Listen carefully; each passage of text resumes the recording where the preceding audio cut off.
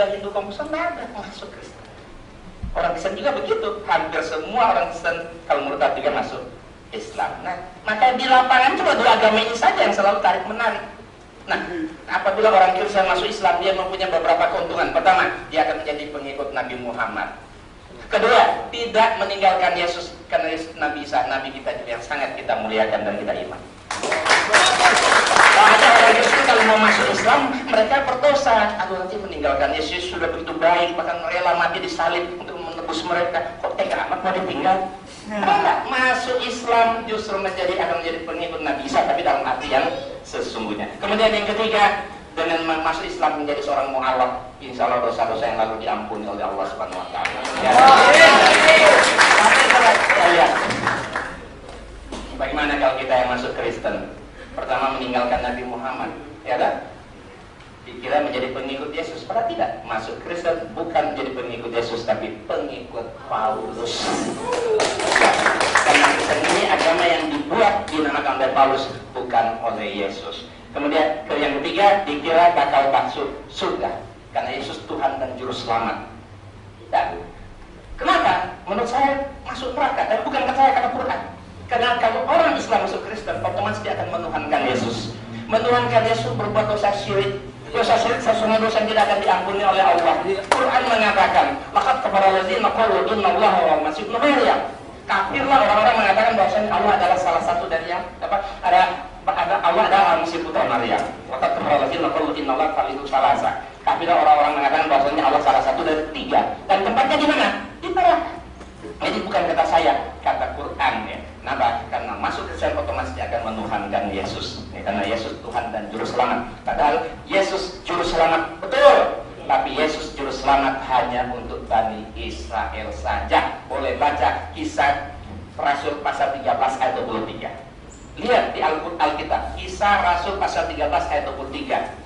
Di sana tertulis, dan dari keturunannya lah sesuai dengan yang telah dijanjikannya, Allah telah membangkitkan seorang juru selamat bagi orang Israel, yaitu Yesus. Kalau itu Yesus juru selamat, tapi hanya untuk Bani Israel saja. Dan periodenya sudah lewat, sudah digantikan oleh Nabi kita Nabi Muhammad. Bahkan yang mengatakan akan datang seorang Nabi setelah dia, Yesus sendiri yang mengatakan dalam Quran surat 61 ayat 6 kalau salah kita lihat. Dan Nabi Isa sendiri mengatakan bahwa aku ini adalah rasul bagi kaum Bani Israel, dan sepeninggalku akan datang seorang rasul sesudahku namanya Ahmad. Nah, jadi kita lihat sini. Jadi kalau kita perbandingannya, ini rugi kita, ya kan? Lebih untung orang kita masuk Islam daripada kita masuk Kristen. Daripada kita murtad. Di Al-Quran mengatakan orang yang murtad sia-sia amalannya, tempatnya di mana? Kekal di neraka. Ini nanti bisa dibaca di 10 alasan ini ya. Satu contoh babi ya. Babi haram ya. Alkitab cetakan lama, Alkitab cetakan baru ya, sudah diganti babi hutan ya. Ini diganti babi hutan ya. Saya yakin di Alkitab beliau ini semua sudah diganti babi hutan. Padahal Alkitab zaman dulu babi yang haram. Ini Bapak bisa lihat. Nah, jadi Injil ini saya terjemahkan ke dalam berbagai bahasa Jawa, bahasa Padang, bahasa apa saja ya. Injil bahasa Jawa tapi Arab. Bisa dilihat bahasa Batak kita ada. Bapak, Ibu dan saudara-saudara ya. Sekali lagi sangat menarik. Sayang waktu kita sudah habis. Nah, barangkali Pak bisa minta waktu dulu Pak penutup dari Pak Polo itu. Ya. Gimana Pak? Ada kata penutup Ya. Jadi yang terakhir, Al-Quran ya. Setelah saya masuk Islam, saya bangga dengan keislaman saya. Saya telah menjadi pengikut Nabi Muhammad sekaligus pengikut Nabi Isa. Dan setelah saya masuk Islam, saya pelajari apa Alkitab, saya pelajari apa Quran. Ternyata satu-satunya kitab suci yang sangat-sangat memuliakan Nabi Isa, Yesus Yusuf Quran. Surat 3 Ali Imran 45. Di sana dikatakan Nabi Isa adalah salah seorang terkemuka dunia dan akhirat, dan termasuk salah seorang yang dekat dengan Allah. Berarti Quran sangat memuliakan Nabi Isa. Bahkan di surat 19 ayat 19 Sebelum Nabi Isa lahir, malaikat Jibril datang menemui Maria. Apa kata malaikat Jibril? Aku ini hanya seorang utusan Allah kepadamu, yang akan memberikan kepadamu seorang anak laki-laki yang suci. Berarti Quran mengatakan Nabi Isa adalah orang yang suci. Kemudian surat 3 ayat 42, surat Al-Imran 42, di sana dikatakan apa? Bunda Maria, maknya Yesus, diangkat menjadi wanita paling mulia sejagat raya pada masa itu. Ya kan? Jadi Quran sangat memuliakan Bunda Yesus bersama ibunya, Bunda Maria. Bahkan Bunda Maria dianggap menjadi salah satu wanita paling mulia sejagat raya. Nah, kita bisa bayangkan betapa Quran sangat memuliakan Nabi Isa dan Bunda Maria. Kalau Quran itu, saya katakan kalau Quran itu buatan Muhammad, ngapain maknya Yesus yang dimuliakan jadi wanita paling mulia sejagat raya? Maknya sendiri dong, Siti Aminah. Iya kan? Karena apa? Wahyu yang dia terima, itu pula yang dia sampaikan, tidak ditambah, tidak dikurang. Demikian. Terima kasih. Bapak dan Ibu, ada sesuatu sedikit lagi yang ingin sampaikan oleh Pak Pendeta. Kita beri waktu 1 menit saja karena waktu sudah habis. Terima kasih.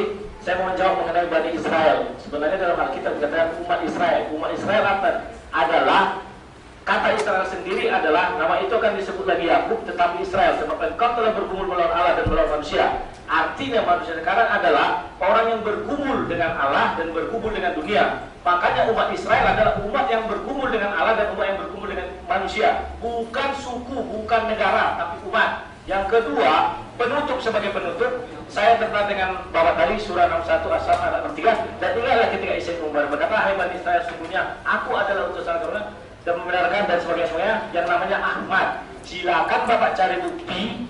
Jika ketemu, saya akan menjadi Muslim, di mana Isa mengatakan bahwa menubuatkan Ahmad itu menjadi Nabi.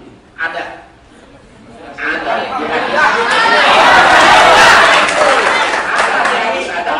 Kita mohon Rasulullah sesungguhnya aku mempunyai beberapa nama. Aku Muhammad, aku Al-Hasil, aku Al-Basir, aku adalah Isa. Pak Isa lupa, Isa. Iya, Isa yang mengatakan Isa itu ayatnya hanya di Injil. Isa ayatnya ada di Injil, bukan di. Saya punya Injil, sudah saya bilang. Saya punya Alkitab terkomplit seluruh Indonesia. Saya punya Alkitab tidak ada nama Yesus, semua Isa. Ada? Baik, kapan dia usah bawa? Saya kira.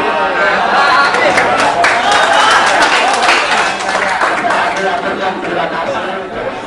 Kami percaya bahwa semua kita tidak ada bias. Mudah-mudahan ini awal para dialog ke depan untuk membawa kita kepada pencerahan yang kita inginkan. Waktu ini akan kita serahkan kepada panitia, tapi barangkali beliau ada sesuatu yang disampaikan. Kenapa? Ya, terima kasih. Mungkin ini hanya untuk berdiskusi soal perbedaan dan beberapa kesamaan. Saya pikir ada yang dipetik hikmahnya antara dan untuk pribadi masing-masing dan komunitas masing-masing. Bagaimana sebaliknya kita hidup berdampingan.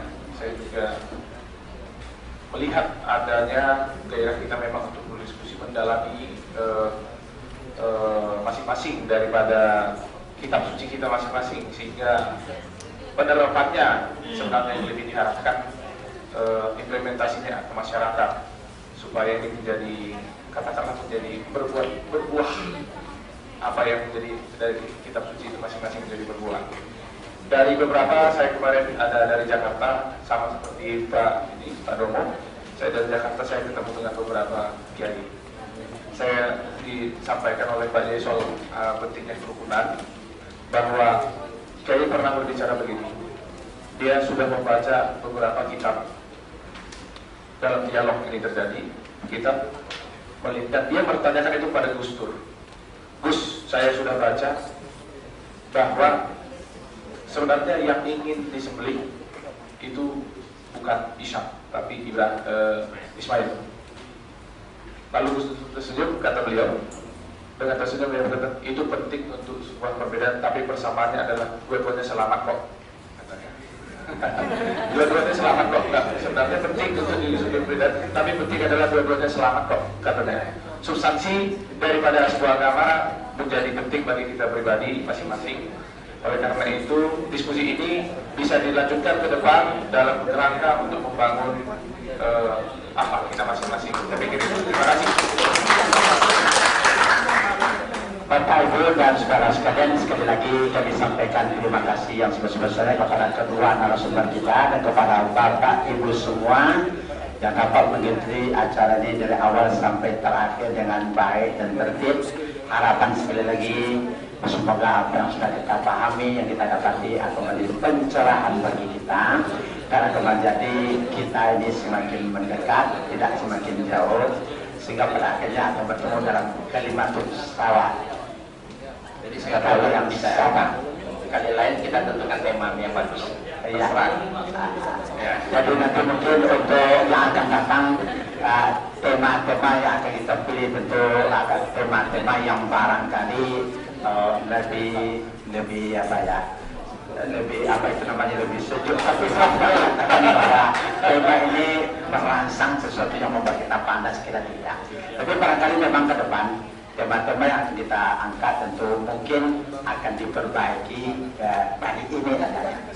Atas nama moderator kami berdua, pertama kepada kedua narasumber, mohon maaf yang sebesar-besarnya, sekaligus kepada Bapak, Ibu, dan saudara-saudara sebagai peserta, bila mana di sana sini tentu saja banyak kekurangan kami, dan barangkali itulah ciri kami sebagai seorang manusia yang hanya itu yang bisa dapat kami sumbangkan pada kesempatan ini. Namun kami tetap berharap kiranya ini pelajaran besar bagi kita semua.